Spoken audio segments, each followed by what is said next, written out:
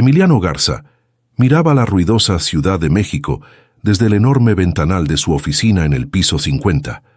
Garza Holdings estaba a punto de cerrar el trato comercial más grande de la década, pero los inversores tradicionales exigían una imagen corporativa impecable.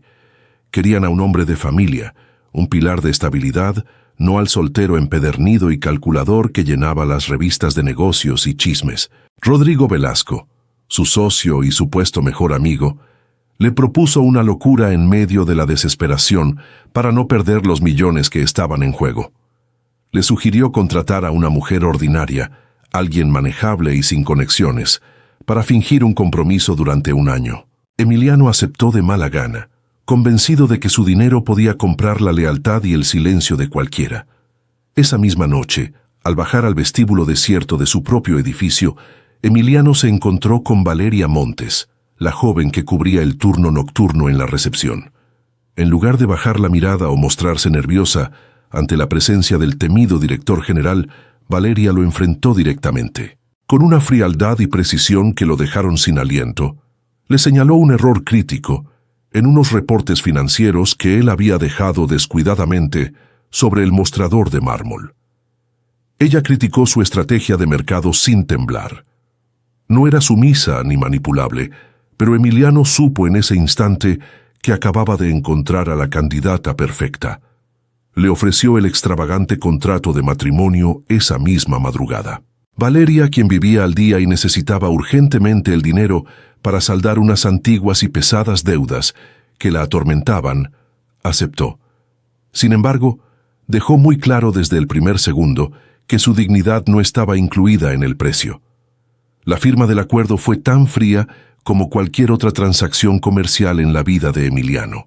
Valeria se mudó al lujoso penthouse del empresario, pero se negó rotundamente a tocar un solo peso de la tarjeta de crédito ilimitada que él le había dejado sobre la mesa del comedor. Cuando él intentó controlar su apariencia, exigiéndole que usara un vestido de diseñador costosísimo para su primera cena pública juntos, Valeria lo desafió abiertamente. Apareció con un vestido sencillo que había comprado con sus propios ahorros, luciendo mucho más elegante que cualquier heredera del salón. Rodrigo los observaba desde la otra mesa con los ojos entrecerrados, desconfiando profundamente de la repentina devoción de su socio por una simple empleada administrativa. Con el paso de las semanas, las constantes provocaciones verbales comenzaron a dar paso a una extraña y silenciosa rutina. La tensión entre ellos era palpable en cada habitación del departamento. Una noche, tras un evento particularmente humillante donde Valeria tuvo que soportar los crueles comentarios clasistas de la alta sociedad, Emiliano no intentó comprar su perdón con joyas o regalos ostentosos.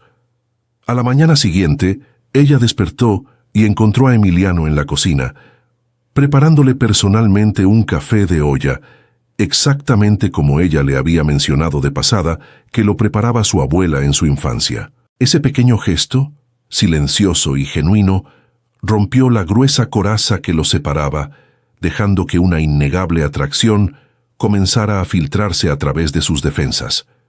Pero el frágil equilibrio saltó por los aires la tarde en que Rodrigo entró triunfante a la oficina de Emiliano y arrojó un expediente sobre el escritorio. La recepcionista Valeria Montes no existía. Su verdadero nombre era Valeria Cárdenas, la única heredera del poderoso grupo Cárdenas, una inmensa fortuna a la que ella había renunciado tras una tragedia que destrozó a su familia. Lo más doloroso de la revelación fue descubrir que la ruina de los Cárdenas había sido provocada directamente por una adquisición hostil liderada por Garza Holdings años atrás. Cuando Emiliano la confrontó en el penthouse, la verdad dolió más que cualquier mentira. Valeria le confesó el profundo dolor de su pasado, recordando entre lágrimas cómo había perdido a sus padres por culpa de la implacable ambición del mundo corporativo que él representaba. El distanciamiento se volvió insoportable.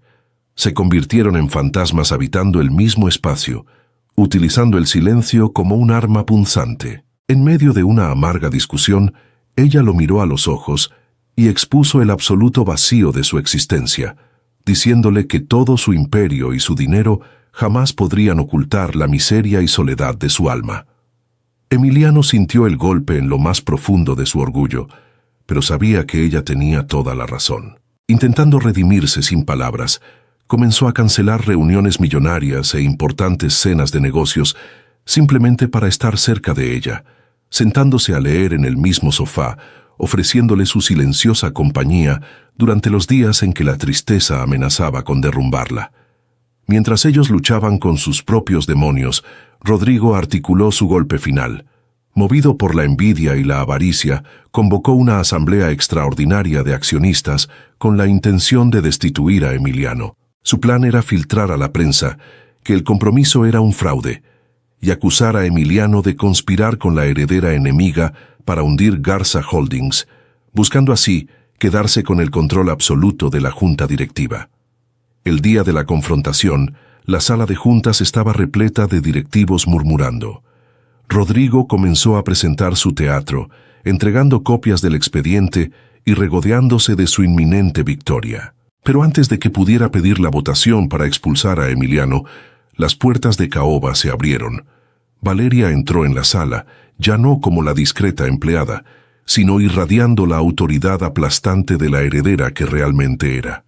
Caminó hasta la cabecera de la mesa y con una voz serena que hizo temblar a Rodrigo, reveló que no solo no estaba conspirando para destruir la empresa, sino que había utilizado su herencia secreta para comprar silenciosamente la mayoría de las acciones de los inversores volátiles.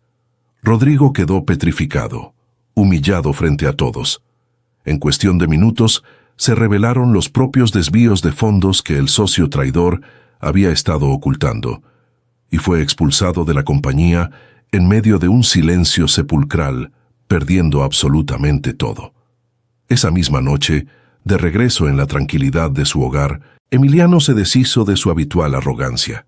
Se acercó a Valeria y con el corazón en la mano, le ofreció una disculpa profunda y real por los errores y la ceguera de su pasado.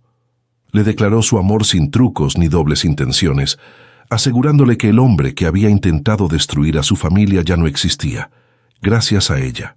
Valeria acarició su rostro, limpiando una lágrima que escapaba de los ojos del implacable millonario, y dejó que la sinceridad de sus acciones sanara las viejas heridas. Los meses pasaron y la historia de la pareja dio un giro que nadie en el mundo empresarial esperaba. Lejos del escándalo y los fotógrafos, celebraron una boda íntima y verdadera frente al mar, dejando atrás los contratos fríos para abrazar una promesa eterna. Juntos, decidieron transformar el imperio corporativo en una fundación que apoyaba a familias afectadas por monopolios financieros, encontrando en el amor la verdadera redención. Si esta historia tocó tu corazón, compártela con alguien que necesite escuchar un buen relato de amor y superación. Suscríbete al canal para acompañarnos y no perderte las próximas historias. Nos vemos en la próxima.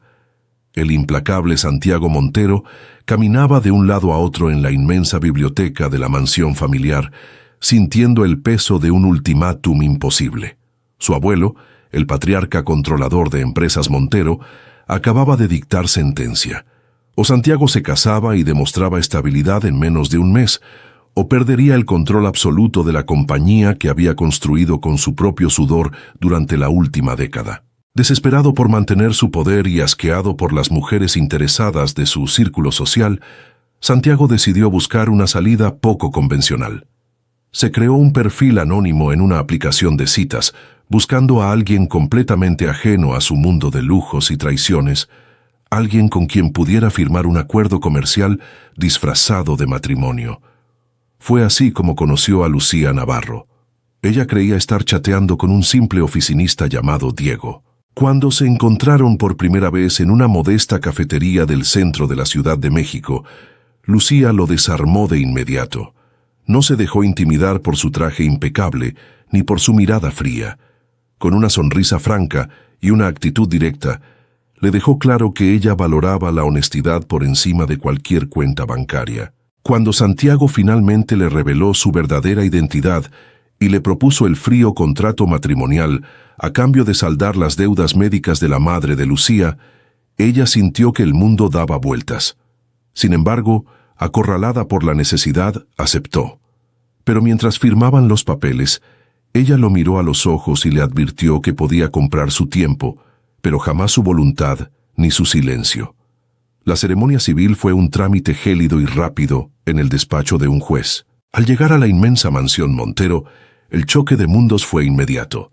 Santiago intentó regalarle un collar de diamantes para su primera aparición pública, argumentando que debía lucir como una verdadera Montero. Lucía rechazó la joya con firmeza, sacando de su bolso una sencilla cadena de plata que había pertenecido a su abuela, afirmando su independencia y dejándole claro que no sería un trofeo más en su vitrina. Desde el otro lado del salón, Elena Castillo, la manipuladora exprometida de Santiago, observaba la escena con una copa de champán en la mano y una sonrisa venenosa, calculando cómo destruir a la intrusa que le había arrebatado su lugar. La convivencia forzada se convirtió en un campo de batalla de pequeñas provocaciones y roces constantes. Santiago intentaba controlar la agenda de Lucía, y ella lo desafiaba escapándose para caminar por los mercados locales o cocinando sus propios platillos en lugar de usar a los chefs de la casa. Pero bajo esa tensión constante, la atracción comenzó a florecer. Una noche, Santiago regresó a casa consumido por la fiebre y el estrés de una negociación fallida. Lucía, olvidando el contrato y la frialdad, se quedó a su lado hasta el amanecer, poniéndole paños húmedos en la frente y cuidándolo con una ternura genuina que él jamás había experimentado en su superficial mundo. Pero el frágil puente que habían construido se derrumbó semanas después. Mientras ordenaba unos documentos en el despacho de Santiago, Lucía encontró un viejo archivo de recursos humanos. La verdad salió a la luz de la forma más dolorosa. Años atrás, Lucía había sido una brillante diseñadora de interiores, a punto de abrir su propia firma, pero fue aplastada y vetada de la industria injustamente por una filial de Empresas Montero, bajo las órdenes del abuelo de Santiago. Cuando él llegó a casa, ella le lanzó los papeles al pecho. Con lágrimas de rabia, le reclamó cómo el poder desmedido de su familia había pisoteado sus sueños sin piedad, exponiendo el vacío y la crueldad del imperio que él tanto defendía. La revelación dolió más que cualquier mentira, y Lucía se encerró en su habitación, dejando a Santiago sumido en la culpa. El silencio se apoderó de la casa. Era una guerra fría y silenciosa, donde cada mirada evasiva cortaba como un cuchillo. Santiago, arrepentido y desesperado por enmendar el daño irreparable de su familia, no intentó comprarla con cosas materiales. En su lugar, comenzó a dejarle pequeños detalles. Un día Lucía encontró en su estudio sus viejos bocetos de diseño, aquellos que creía perdidos para siempre, restaurados y enmarcados. Otro día, descubrió que Santiago había cancelado un viaje crucial a Europa solo para quedarse en casa y asegurarse de que ella estuviera bien tras un fuerte resfriado. Esos gestos silenciosos comenzaron a derretir el hielo, pero Elena Castillo tenía otros planes. Movida por los celos y la ambición, Elena había sobornado a un empleado de confianza y conseguido una grabación oculta donde Santiago y su abogado discutían los términos económicos del falso matrimonio. La ex prometida amenazó a Santiago con filtrar el audio a la prensa de espectáculos y a los inversores, prometiendo destruir la reputación de la empresa y humillar a Lucía a nivel nacional si él no anulaba el matrimonio y volvía con ella. Al enterarse de la amenaza, en lugar de huir, Lucía decidió quedarse y luchar junto al hombre que, a pesar de todo, había empezado a amar. El enfrentamiento final ocurrió durante la gala benéfica más importante del año. Elena, impaciente y llena de malicia, tomó el micrófono y reprodujo la grabación ante cientos de invitados, esperando ver a la pareja desmoronarse. Sin embargo, Santiago y Lucía ya estaban preparados. Con total calma, Santiago tomó la palabra y, frente a las cámaras, no solo aceptó los inicios poco convencionales de su relación, sino que expuso en la pantalla gigante los documentos que probaban que Elena había estado desviando fondos de organizaciones benéficas para financiar su lujoso estilo de vida. La prensa devoró la noticia al instante. Elena fue abandonada por sus socios financieros esa misma noche, perdiendo su estatus y huyendo del salón bajo una lluvia de flashes y preguntas incriminatorias de los reporteros, completamente arruinada. Con la tormenta superada y los fantasmas del pasado enterrados, Santiago llevó a Lucía a la terraza del edificio, lejos del ruido. Allí, sin trajes costosos ni contratos de por medio, le ofreció una disculpa profunda y sincera por el daño que su apellido le había causado. Le declaró su amor de la manera más vulnerable posible, prometiéndole que a partir de ese momento serían iguales. Lucía sonrió, y con un beso lleno de pasión y perdón, sellaron un compromiso verdadero, dejando atrás las mentiras. El tiempo pasó, y la vida les otorgó la justicia que merecían.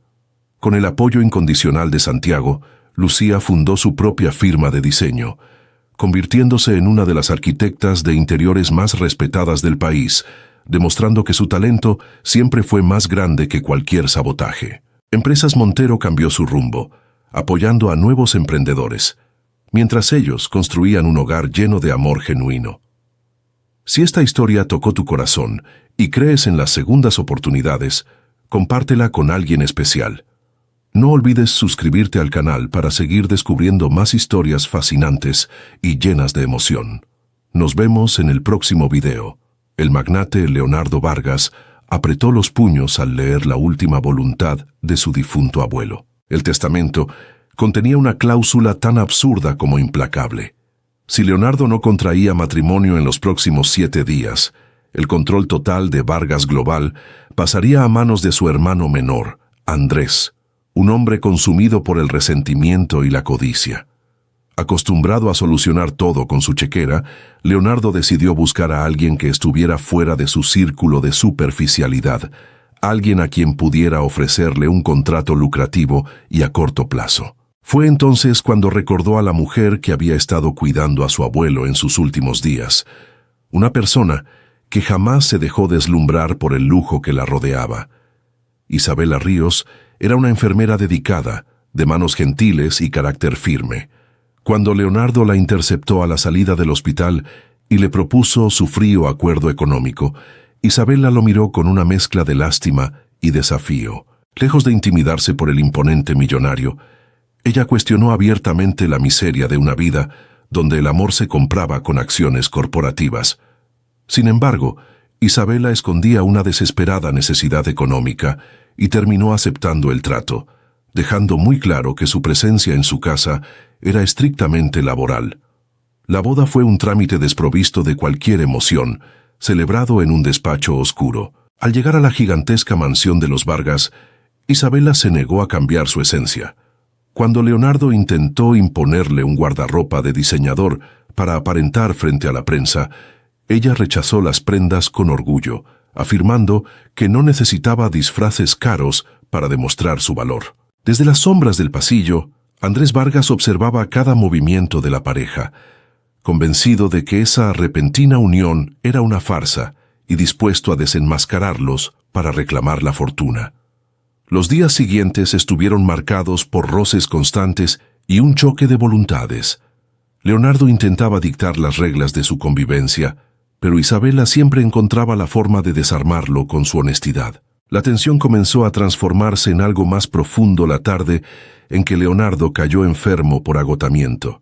Sin dudarlo, Isabela lo cuidó con una ternura silenciosa, preparándole un té de hierbas tal como ella lo hacía en su modesto hogar.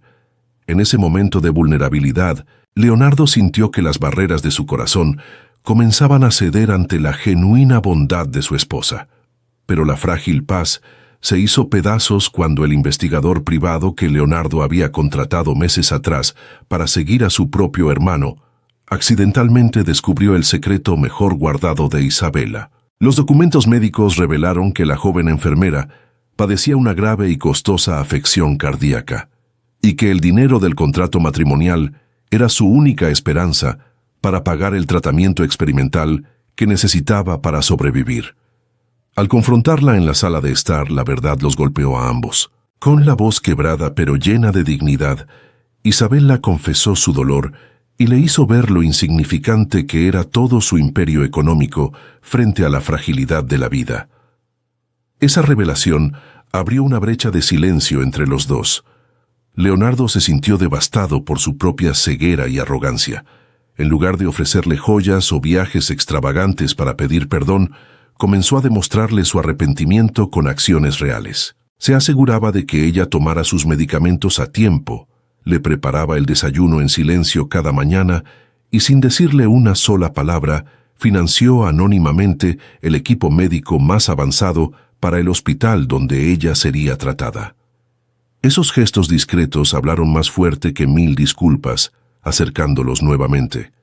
Mientras tanto, Andrés Vargas preparaba su ataque maestro. Planeaba irrumpir en la gala benéfica anual de Vargas Global frente a los socios más importantes del país para exponer el falso matrimonio y la enfermedad de Isabela, argumentando que Leonardo era un mentiroso incapaz de liderar la compañía. Pero Andrés subestimó la astucia de su hermano. La noche del evento, justo cuando Andrés tomó el micrófono en el podio para soltar su veneno y humillar a la pareja, Leonardo se adelantó con una calma letal. Había recibido el informe completo de su investigador privado. Frente a cientos de testigos sorprendidos, Leonardo proyectó en las pantallas del salón las pruebas irrefutables de que Andrés había estado desviando millones de dólares de la empresa hacia cuentas fantasmas en el extranjero.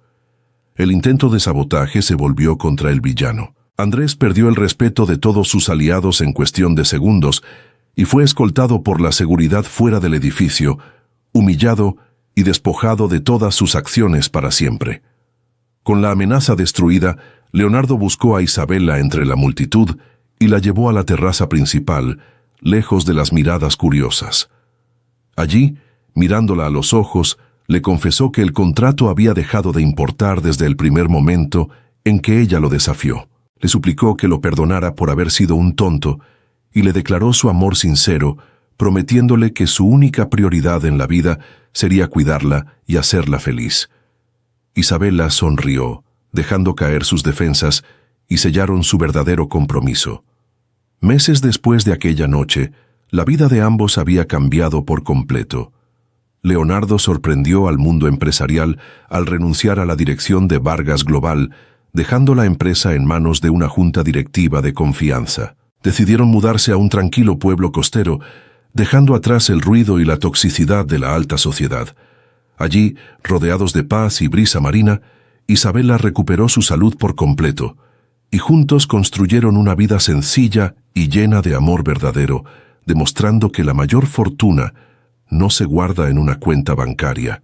Si esta historia te ha inspirado a creer en el poder del amor sobre el dinero, compártela con tus seres queridos. No olvides suscribirte a nuestro canal para no perderte ninguna de nuestras próximas historias. Nos vemos en el próximo video.